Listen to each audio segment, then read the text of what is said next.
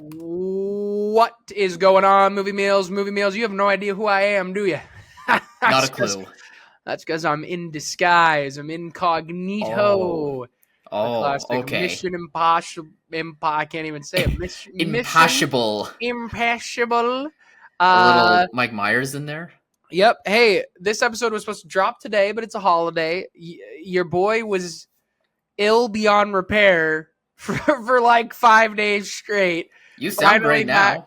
I'm kicking at about 85%. Give you 87. You look good. You look good. That's because I'm hiding the black eye. You know what I mean? What kind of sick was this, Alex? It was strep. It was a rager. Let's before we get into anything, Mill Patrons, Kimberly Caring, go get some merch. It's all linked down in that description. This episode, Kyle, I was starting to rewatch all the Mission Impossible movies, and then I was telling Kyle about it, and I was like, fun fact, half of them are on Pluto TV for free. Shout out, not a sponsor. No one sponsors us. Are you kidding me? That's not what we do. Well, Pluto and Tubi, come find us. We will happily. Pluto and Tubi. Oh my God. Bring the commercials back, I say. Bring them back. Give me a break. It's okay. We can get a glass of water. Okay. Hey. Get some milk and cookies. Come back to your cartoons. Every time there was a commercial, I ran out, changed the laundry, came back. About 10 seconds left in that commercial. Boom. Right back in the old Mission Impossible. Are these missions really that impossible? He keeps getting it done. Hey, Ethan Hunt is a manifestation of destiny.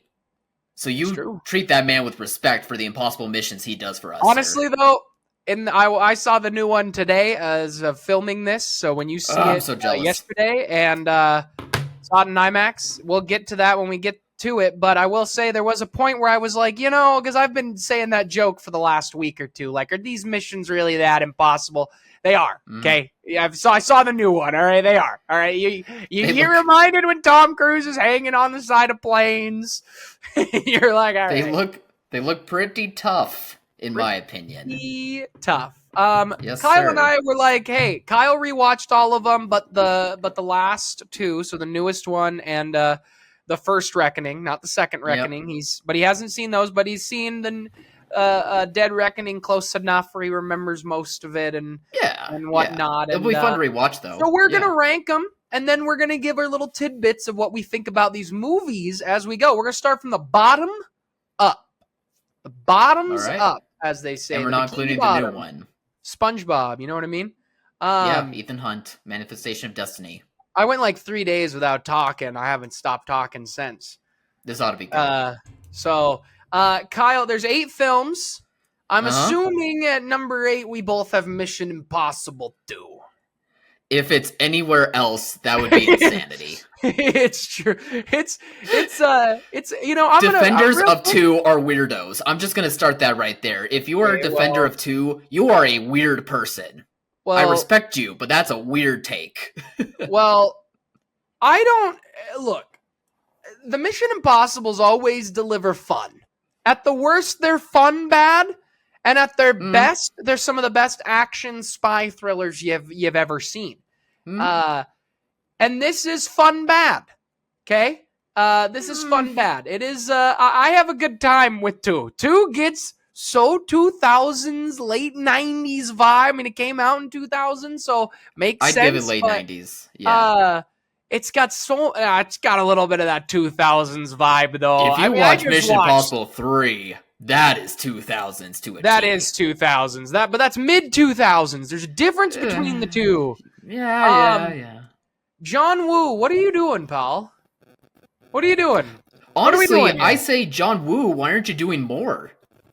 Honestly, I was bored by Mission Impossible 2. I thought it would be fun bad for me rewatching this one. Sounds like but really, outside of the opening 20 minutes and the ending 20 minutes, I thought it was boring the whole time. I really didn't think it was as crazy of like direction as John Woo is usually capable of, because he has like a gonzo type of style when it comes to his direction. And you see it at like the beginning of the movie and the end of the movie, but in the middle, I don't know. I didn't have anything to grasp onto that movie. I just thought it was dull the whole way through. I just for me, for like the timeline of Ethan Hunt, the character, I chalk it up to him having a quarter life crisis, with him rocking the Oakleys, him rock climbing with the hair in the like I love waving it. in the wind, Hey, him hitting on hang on. Fenway Newton. Come I on, got to like stop that's you here. some. I got to stop you. First of all, All Kyle, right, all it right. might be the worst movie, but it's by far the best that hairdo has looked. And he I has don't think had he's good with some. the long hair. Oh, get out of town. No, Oh, you're crazy. no. Oh, he's got a Long hair in different Rogue Nation, not hairstyle in bad. every movie. We could rank his hairstyles. We really I should. do it. I Uh, do it. well, in this one, it's one. So bottom of the movies, top of the hairdos. Are you kidding me? I don't even remember anything that happened in this movie. Exactly. That's not a good thing. Who's the girl? You just said her name, and I never what? know how to pronounce it, so I'm sorry in advance, but I believe it's Thandaway Newton. Yes, it is. And honestly, like she's fine. Like in terms of the sex appeal aspect of things, like their chemistry, I think is decent, but it just doesn't have much more than that. Like it just is there in existence, but you don't progress much further than that. And she's just like the tool for the whole mission. And I think that's kind of a mistake. It should have been Ethan Hunt that is utilized a bit more than he actually is. Because he's just in the background the whole time, just waiting, and he's pissed the whole time. I will He's so much fun. Oh, you go, Alex. I will say I love the scene of her, the whole scene at the racetrack. I actually think is like maybe the best part of the movie. I don't know. It's very spy to me. I love the pickpocket, love the whole ordeal. It's very Mission Impossible. It's what they've been doing.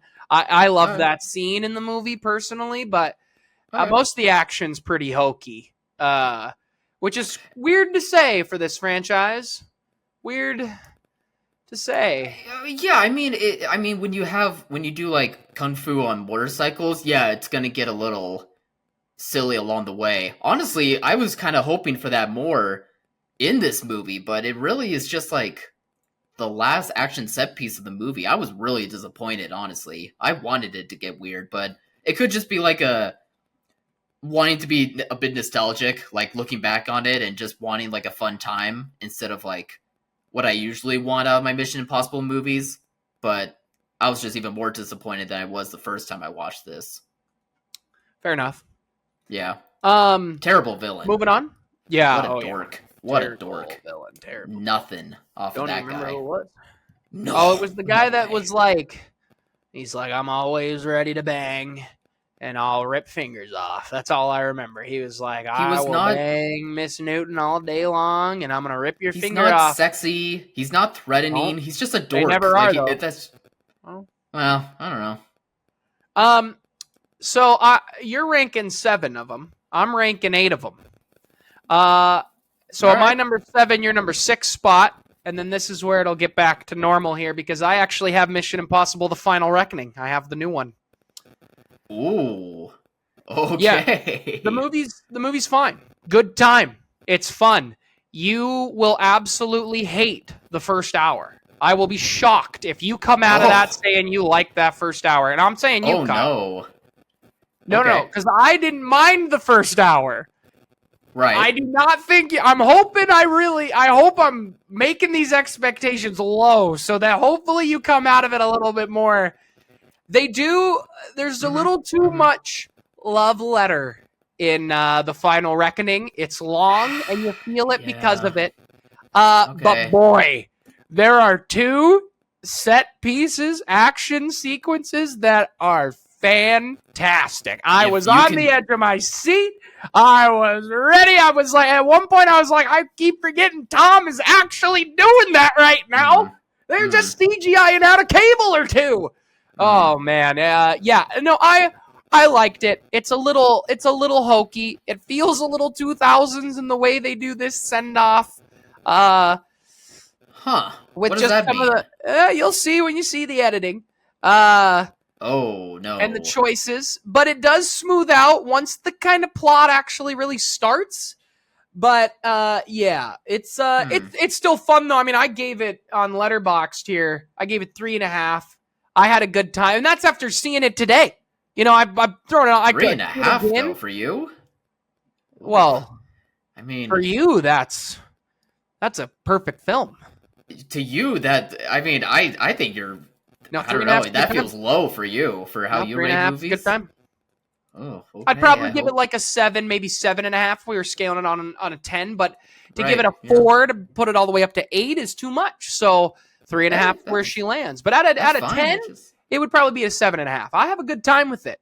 okay. Okay. No, I did have a good time, and I really did love two of the set pieces. But it is long. I mean, both the Reckoning movies. What are we doing here? We're at 240, 247. Jeez. Yeah. It's a long film, loud, but Mm. boy, see it in IMAX. I still had a blast.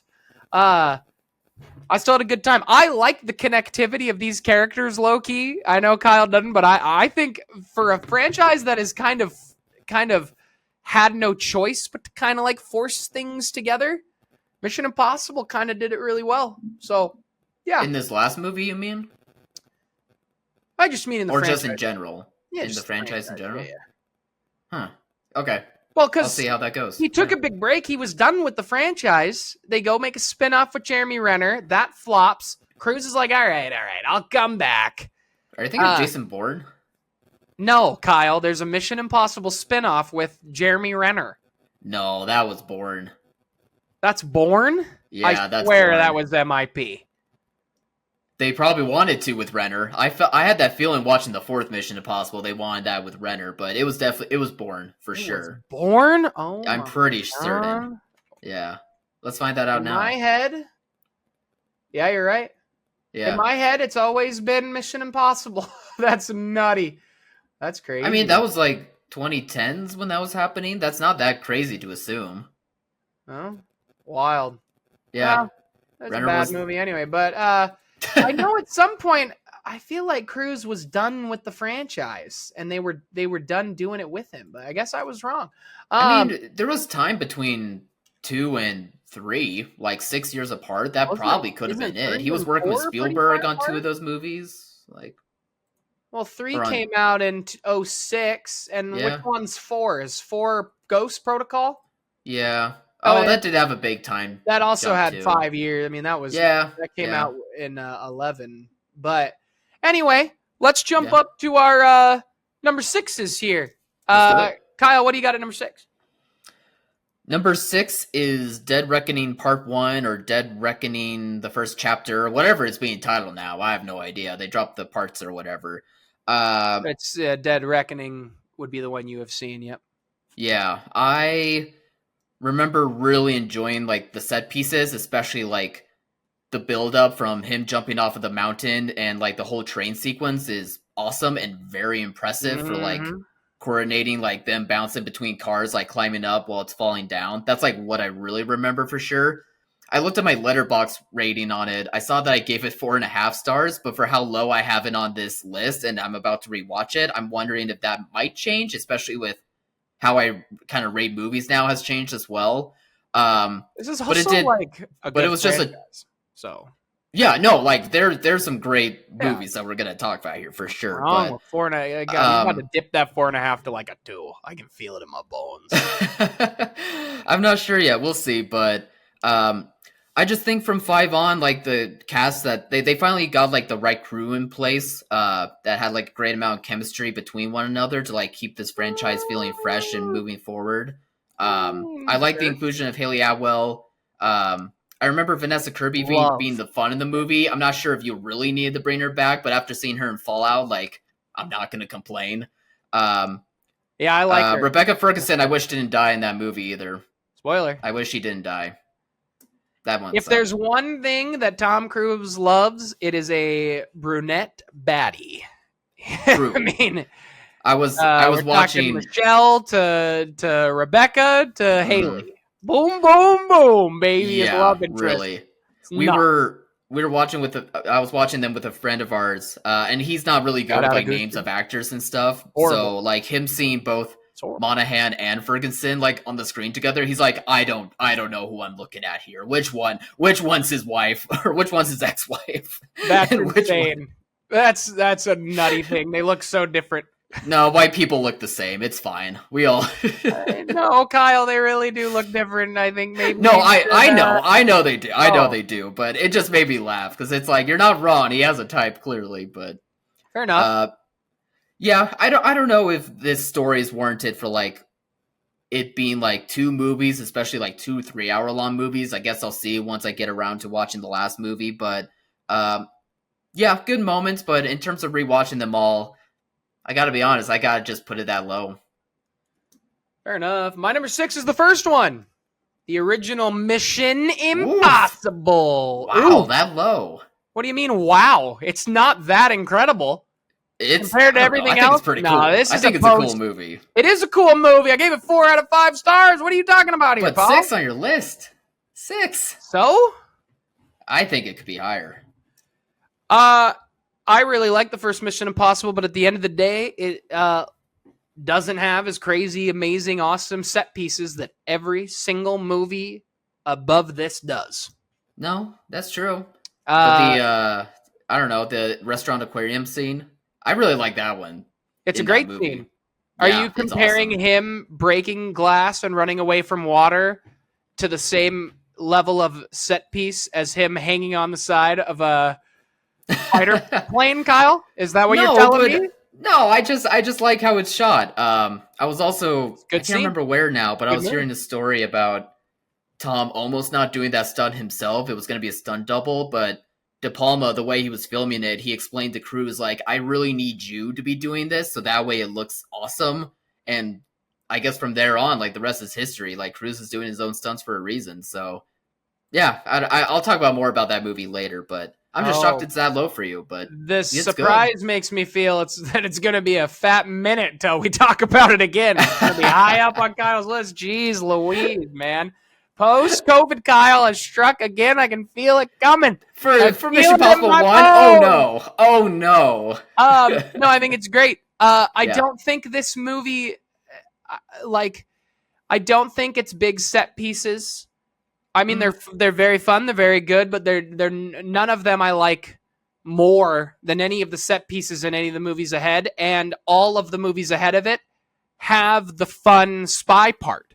So it's just fun. Yeah. It's a good time. I'm telling you, there's one bad movie in this entire franchise. I'm not saying you're There's one bad. No, I'm just saying. I'm just saying in general. It's low. There's just one bad. I'm just saying. It's just there's one. That's how good. We don't give this franchise enough credit for how good they are. No, that's it's very impressive. Pal.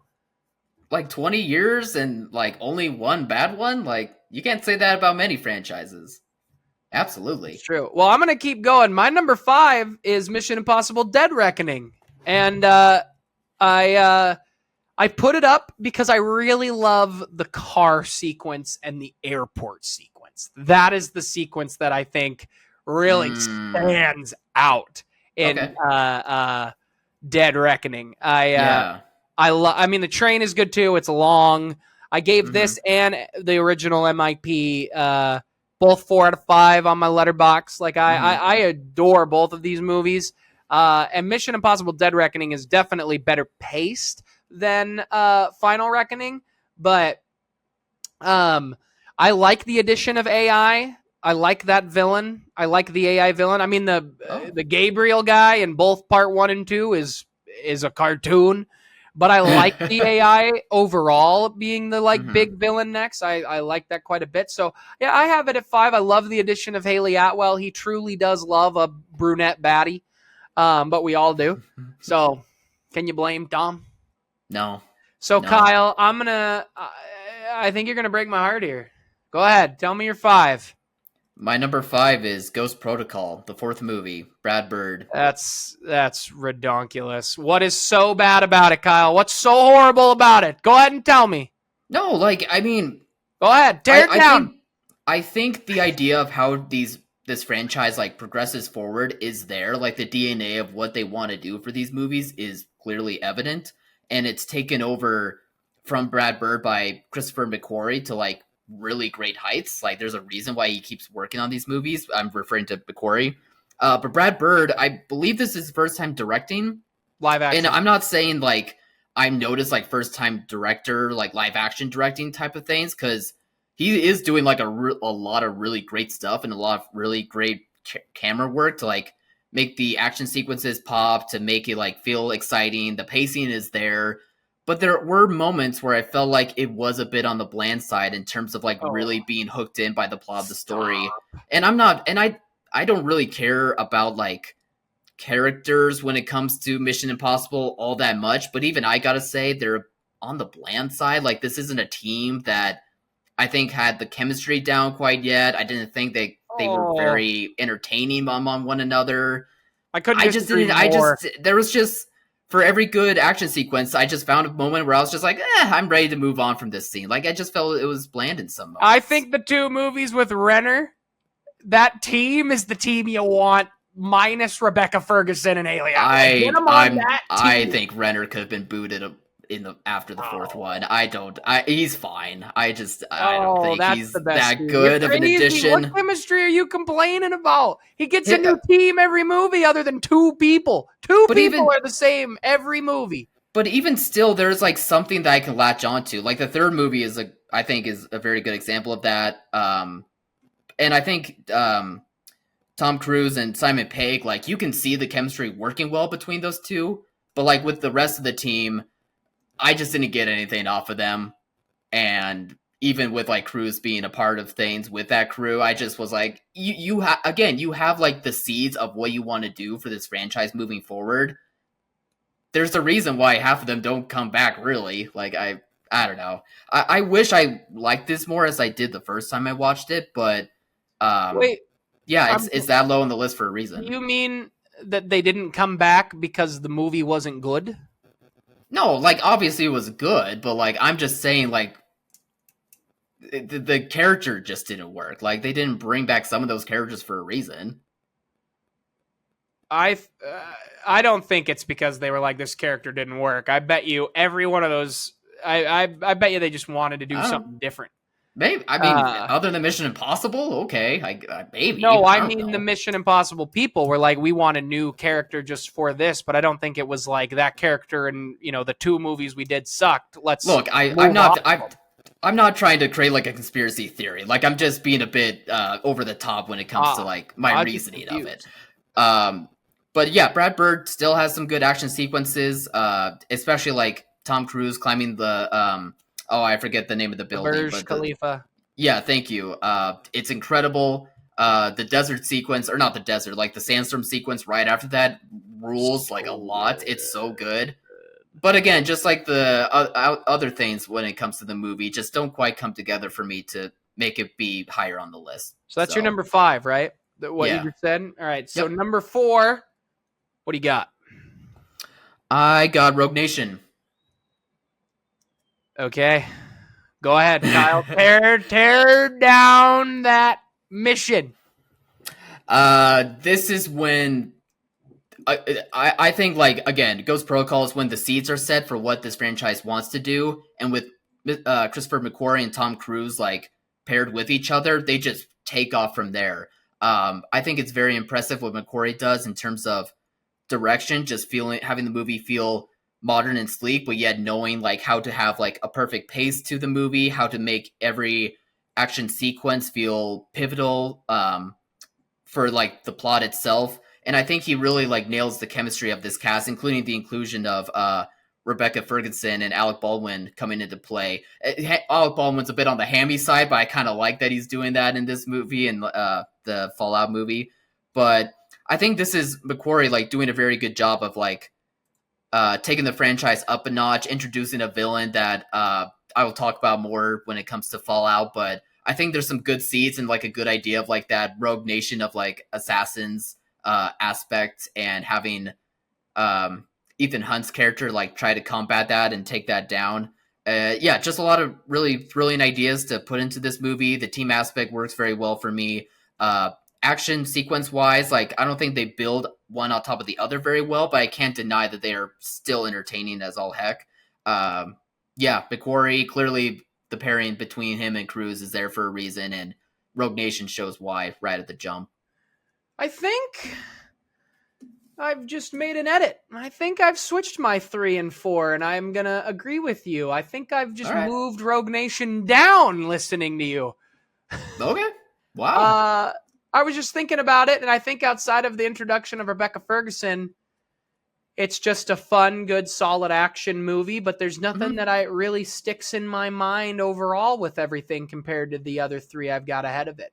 So it's also my 4, but I do love it, and I do love the ballroom, like where they're flying, coming down. She's in the dress, like that scene where he's getting off the roof and stuff. Yeah, that's a good one. No, the amphitheater or whatever it is, the theater scene. No, like there's clever ideas for like the spy genre that are thrown into this movie, and again, it just feels sleek and sexy, yet action packed and thrilling, and yeah, I appreciate it. I like the inclusion of Rebecca Ferguson's character too. Is Alec Baldwin in only one of them? For some reason, I feel like I thought I saw him in 2. But no, he's in Fallout as well. Yeah, he's in Fallout, and then he really comes and goes. I'm confused. Is he in 1 or 2? No, he's in Fallout and Rogue Nation. Is he? Yeah. When did Rogue Nation come in? 2011? No, it was like 14 or 15, I think. I don't see it on IMDb, boo-boo. Oh, there it is. Okay, yeah, I was right. Yeah, the introduction of him and Jeremy Renner, I think, works pretty well. Actually, that angle of it, I would agree with. I actually like that there's pressure on Ethan Hunt's side of things for getting the mission done, because like they kind of do this for every Mission Impossible movie. Like, oh no, the Impossible Missions Bureau is going to get shut down, or oh no, there's a mole, or something like that. Like something's always going on, and yet they always stay afloat thanks to Ethan Hunt's character. It's true. Yeah. All right, my number 3, Mission Impossible 3. What you got at 3? Well, did you want to talk about Rogue Nation since that was your 4? I already did. Oh, okay. Yours is Mission Impossible 3 for number 3. Yep. Mine is the first movie. Is at number 3. That's high. It's high. Yeah, but it's pretty good. That's a good movie. I think it's pretty good. Yeah, I mean, I really got to disagree with you. I don't think it's better than the 2 you put above it. Okay. From where I had her. Do you want me to go first, or do you want to talk about yours? Go ahead. Tell us why you love it. I mean, obviously, it's a big departure compared to like what we have now in terms of Mission Impossible. Departure, or is it just the original seed that was planted? No, like it's clearly the original seed that's planted. You could tell that Cruz wanting to get Brian De Palma on board with this. He wanted it to feel like a 70s like spy thriller type of movie. Yeah, he wanted the guy who made Scarface for a reason. Did he bring on Brian De Palma, or did Brian hire him? I thought Cruz was the one that was like getting Mission Impossible started, and then he got De Palma. I could be wrong though. Maybe you should check that if you can, but that's just what I remember learning about. But either way, no, it's at the time, like it's a good idea that makes sense. Like Tom Cruise was like, even beforehand, was the guy, like the movie star, but he didn't really have like his own franchise that I can think of off my head. So for him, like taking Mission Impossible, which was, a 70s spy TV show, and then taking that 70s aspect, but making it more like a spy drama, I thought was a nice touch. Like you can tell from the filmmaking, like it feels intimate, like it feels like small scale almost.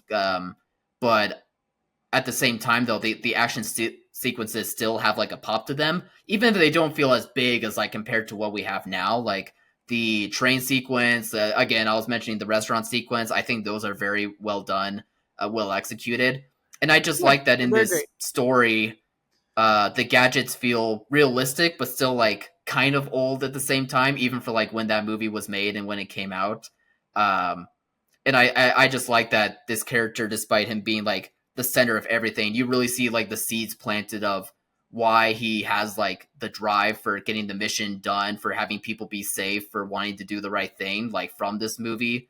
I think like the reveal of John Voight's character being like the bad guy isn't that great of a reveal. No. You can kind of see it Not a coming great once he villain. comes back. Not a great villain either. I agree with that. But again, it's just like those really old school spy elements that like kind of modernize it, but also just make it more into like a dramatic setting. I just was really appreciative of, and it just wound up being the most interesting movie to me just because of its intimate, small scale of things. So, yeah, I don't know. It was a very great rewatch for me. I had a lot of fun with it. Do you prefer that mask in that one when they wear the masks and how just absolutely rubbery it looks instead of just the other actor playing that performance, which I've come to really enjoy the way the masks evolve. It's one of the best parts is like how the tech catches up. But No, do you I agree prefer with that that. old school mask? No, I mean, again, Yeah, it's timely and it's fun to watch, but I agree with you. I like how each movie they update like how The do we do mask. the switcheroo of things, Yeah. and especially in Fallout. Like Fallout does it the best in my opinion. Fallout does it the best? Why does Yeah. Fallout do it the best? I can talk about it later. That's coming up. Oh, spoiler alert. Oh no. I have Mission Impossible 3. I'm surprised you're going to have it higher than that cuz you hate mid 2000s movies like that. How do you handle the editing? You'll be fine in the new one then. Goodness. Since when does Kyle love lens flares? Honestly, I don't even think that movie is so 2000s. I think that movie is just very J.J. Abrams. I mean, it's both. It's definitely both. But like the boy, colors, I'll talk. We'll talk about more. No, you can talk about it. We all know it's your 2, pal. We all know it's your number 2. I mean, yes, like obviously like the color scheme of like the greens and yellows and the lens flares and the shaky cam is very 2000s and yes, can get very old, but I just like that it feels like this huge rush of everything falling apart around Ethan Hunt's character, especially for it like relating to his wife. What shaky cam's designed to do. Yes, if it's done well. I don't think it's done well completely in this movie, but even still, there are moments where like I'm feeling like what the direction is trying to do. Hey, I'm 100%. rewatching Breaking Bad right now, and Aaron Paul popping up in MIP3 was a pleasant surprise. It was a jump scare for our friend as well. Yeah, it was he had awesome. no idea. Yeah. I loved it. He has no right to jump scare. He didn't even finish Breaking Bad, the little tool. No. Mission Impossible 3 has by far the best cold open. It's so good. It's so good, dude. So good. And Philip Seymour Hoffman elevates that movie so much. So I love it for all those reasons. Mission Impossible 3, I think, is the actual true start of what this franchise then ends up becoming. And I think that's fair. I think other directors got to just take their stab at it. JJ said, all right, we can do it like this. We can make this what it is. And then everybody got their opportunity to kind of handle it. But at the end of the day, this, like, I think Brad Bird and, you know, even De Palma and Wu, everybody's doing their best. As soon as McQuarrie comes on, it's Tom Cruise's movie. Like, it feels like George Lucas behind on episodes 5 and 6, just standing there being like, are you sure we're going to do it that way? Like, is it really McQuarrie? Probably not, since McQuarrie's almost exclusively only done these movies. A hand-picked man for Tom. So, and I like McQuarrie. I'm excited to see what he does next, and without Tom. I'd like to see them apart. He did F1, right? He directed that one too, or am I thinking of someone else? I'm trying to remember now. Did he? I thought he did. Well, that hasn't come out yet. Well, I know, but I'm just saying it's without Cruise. Like, you know, there you go. Well, you never know, Kyle. I haven't seen the movie. That jump scare could get you. No, it's not. True, it's a Tom Cruise jump scare. It is not. It's directed by Joseph Kosinski. Oh, from Top Gun. That's right. Yeah. Gun. Okay. Gotcha. Maverick. Isn't McQuarrie doing Top Gun Maverick 2 or something instead of Kosinski? Hey, I don't know. He could be doing that space movie with Cruise. I don't know. There's a space movie? But anyway, yeah, Philip Seymour Hoffman, R.I.P. to the king. Dude. He makes that movie what it is. A lot of the action set pieces are honestly, in the movie, I think a little bit low-key kind of forgettable, but he is the best villain.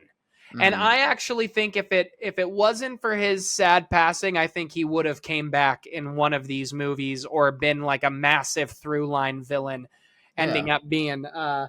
It's one of the movies I felt that they hadn't paid as much homage to overall, but that's um, strange.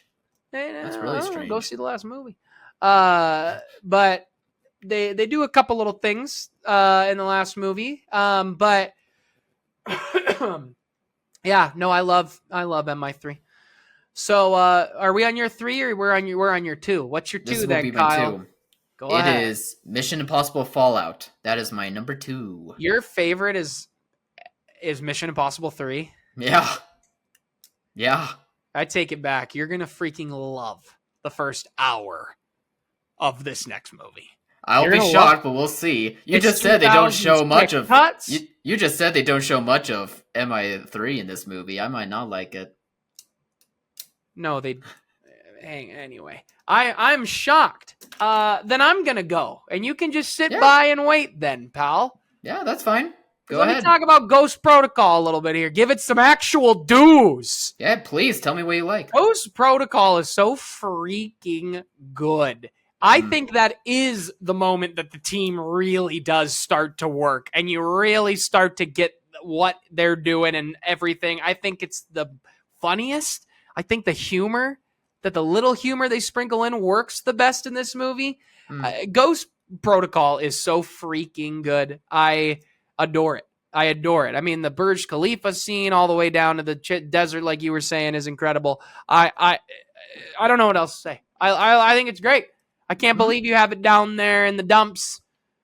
It's good. It's just not that good, in And my honestly, opinion, it's made but me it's good. sad that Tomorrowland was so bad that Brad Bird now is like, can't direct a live action anymore and had to rush back to animation. I think that is ridiculous because I think he directs the heck out of this movie. I think he does a great job for a first-time director. Are you kidding me? Are you kidding me? No, I'm there with you. Like, yeah, are you? There's Down there good in the moments in 7s, this huh? movie where you can tell that he is capable. I just don't think it comes together that well, but there are And great meanwhile, moments. Kyle's like, it doesn't come together, but let me tell you about the cuts, the lens flares, and MIP3, baby. Get out of town. That MIP3, as much as I love it, is maybe the worst edited. Wow. Maybe until Final Reckoning, but it's, oh, stop. That is so bad. You could say 2. You can make an argument about 2. Well, 2, yeah, you don't count 2. The one bad movie. There's too much fast editing in 3. I will agree with that. I gotta say, though, when this guy, for anyone still watching, when this guy watches with that certain friend he brings up, he always has a worse opinion about every single movie because they sit there in the middle and they chit-chat about what's going on. They're not listening to the dialogue. He has some wild 10 minutes later. They're 10 minutes past everything, and they're still talking about yapping away about something else. I did have to tell him to rewind too many moments where I was like, they explained what you are asking, but you are not shutting up. You have to go back and rewind. And then I was right. And then I was always right about that. My point. I'm just playing around. Yeah. I love Ghost Protocol, and then I have Fallout at 1. Are you kidding? Are you kidding? It still hits, dude. We rewatched the Fallout trailer with the Imagine Dragons song. Oh, it's so good. Honestly, it hits better in the trailer because they don't do the sound effects. Yeah. From the Come on, man. Henry Cavill's such a good villain. And what's the actor's name who plays the actual like villain in that one? It's Sean Harris. Oh, I think good. Sean Harris Good. is so much. Well, I'll take that back. He is good in Rogue Nation, but I love his unhinged take on the character in Fallout. I think it's a way better. And the beard that he has it's a nice touch. Like that is so good. They hire too many actors that can deliver a line sinisterly. Too many of them. Mm-hmm. Like when he's just sitting there and he's like what's that one line? He's just like what I don't even remember. He says something like, "I'm gonna take your love" or something, and he just. I don't know. He's just a great villain. He says great things with a great, deep, raspy voice. I love it. There's good writing. It's just a very well written story as well. Yeah. Yeah. Yeah. Better Can I put it in did I talk about Fallout as my 2? Did I talk about that? No, we skipped you. Where you're not allowed to talk anymore. Hey, this mission for you is over. Okay, Kyle. All right. Sit this one out, bud. Sit this one out, bucko. No, go ahead. Go ahead. Yeah, talk about Fallout, and then you can talk about MI3. Fallout rules so much.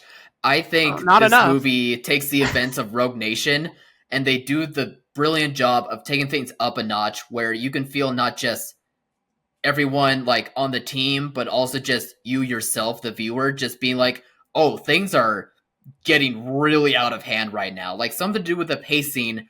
It's so fast, even for like its long runtime, but it never feels like it's slowing down, nor do you really want it to slow down. And you love this cast so much from the previous movie that you're okay with like the movie allowing the action sequences and like the story unfolding rather than like dwelling so much on like this core of characters because like there was just so much great work being done in the fifth movie that I just think it's really great. It's just a really great effort by McQuarrie's writing and just like the actors nailing what they're supposed to do throughout this story. I really like bringing back Michelle Monaghan, and I think it works. her not her being kidnapped again, but her being like in the center of like the bombs about to go off just by happenstance. I mean, to a degree, it's a plan, but like by happenstance, kind of is a brilliant touch on top of like the 2 hours that were already like clutching our seats, going holy crap. And I think unlike Rogue Nation, Fallout does a better job at making. Obviously, all of these like stunts and action sequences are great, but in my opinion, it's where you're like great, even greater, even better, amazing. Like just each action sequence is just topping the other. Like you think the Halo jump, which is incredible, and I had to explain Which to my one's buddy. the Halo jump? It's I where don't he know and the names. Cavill are jumping out of the plane and like the lightning storm is happening and Oh. he has to like take him back to life. I had to explain and show proof to our buddy that he did that stunt himself. Tom Cruise did that with like a cameraman like next to him. He didn't believe me. He thought that wasn't. He was like, "How is this looking so good?" I'm like, "It's real. That's why these movies rule, dude." They're only CGIing out like the few wires that actually allow Tom to like everything. Tom is it blew hanging, his mind. He's doing it all, baby. That's what I'm saying. He's doing it I was with all. a crazy person, Alex. Yeah, I'm telling you, when you watch movies with this psychopath, text me if you're watching this. You post-COVID Kyle has been ruined by a different wait a minute. Alex. No, I'm in the right. I'm explaining why this stuff I'm rules. saying, why is that? Yeah, you're saying that you've missed 30 minutes of the film you're watching while you're in the and we have to rewind because he's like, wow, what's going on? God almighty. Anyway, but like the fact that the Halo jump isn't possibly the best sequence in that movie, but rather like the helicopter climax. And he's also actually doing that in case you were confused. Yes, yeah, exactly. That's him flying. It's just incredible what Tom Cruise puts himself through. Like just Chris McQuarrie's direction is like in the new one. Christopher McQuarrie's direction really feels like just big scope, almost Nolan-esque type of sequences that it didn't feel like it was copy and paste. It just felt like good homages, but just very creative on their own. Unfortunately for me, I think Henry Cavill is good as like the side villain of this movie, but I felt like he was a tad bit underwritten on rewatch. I kind of wish I wish his reveal was better handled. It felt like way too obvious for me. Oh, what? Too obvious? Dude. Oh, I forgot. It surprised me. I forgot. No way. Really? Yeah. The Angela Bassett, Henry Cavill conversation? Dude, he was telegraphing it. That was all that happened to me when I first saw the movie, and it happened to me again, where I was like, he's clearly part of the plan. Oh, God. Kyle's one of these guys. He's like, well... it wasn't a good scene. That's like the one bad scene of the movie. I was just enjoying the action scenes. I don't know why you're yelling at me for being a dum-dum. I forgot. I forgot he was a villain. I knew there was business, but I didn't know he was like one of the apostles. I thought that scene was poorly handled. Also, bring religion back into the franchise, okay? In MIP1... they got Bibles, emails. They're doing everything. Bring it back. Yeah, why not?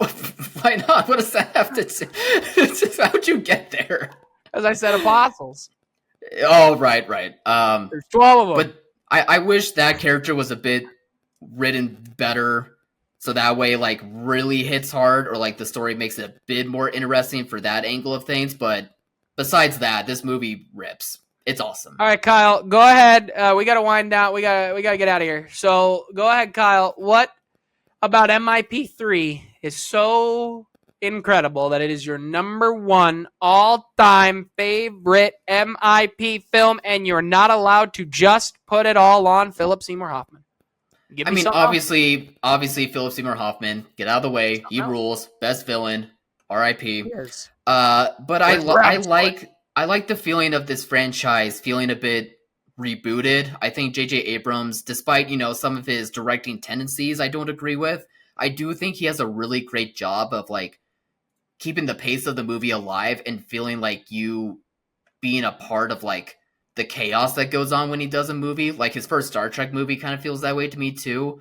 I agree. Like action sequence wise, there isn't one that really stands out, but I really like the angle of putting Hunt in like the thick of things to where it almost feels like he's not going to be able to get himself out until like the last minute. And I felt like I really appreciate like adding like a bit of a personal touch to that character, because it really does carry on in terms of like him and like having his wife being involved, unfortunately, in like the story itself. And it does like carry through into the other movies very well, in my opinion, too. So I really like that kept continuing on and not being forgotten. But I just think JJ's style like does work in plenty more moments than compared to not working in some. But yeah, I just still felt like it was thrilling. It felt unique to me visually. I think the action really works well. You did not just say it felt unique visually, Kyle. Yeah, come on. Compared to the rest of the franchise, yeah, dude, absolutely. You think visually MIP3 is the best? I mean, I don't know about the best, but I like that it feels unique. I like that it feels unique on its own. I am genuinely curious. What feels unique about it? Because to me, it's just fast cuts where you're not looking at anything but a lens flare. The whole movie is like that. And when you have so many fast cuts like that, you're not going to take in the visuals.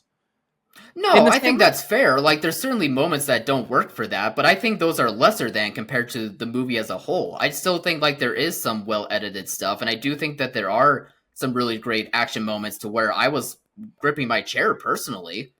Like, I mean, the final sequence between him and Philip Seymour Hoffman essentially wrestling each other. It is a great scene. It's a great scene. Yeah, like, it's the stuff like that, and even still, there's great moments of him running by, like, the river or whatever, trying to save his wife, and, like, the camera is following him, like, really well for, like, almost a one-shot take, it felt like. I thought there was plenty of moments where I still would praise him more than, frown on, the fast editing stuff.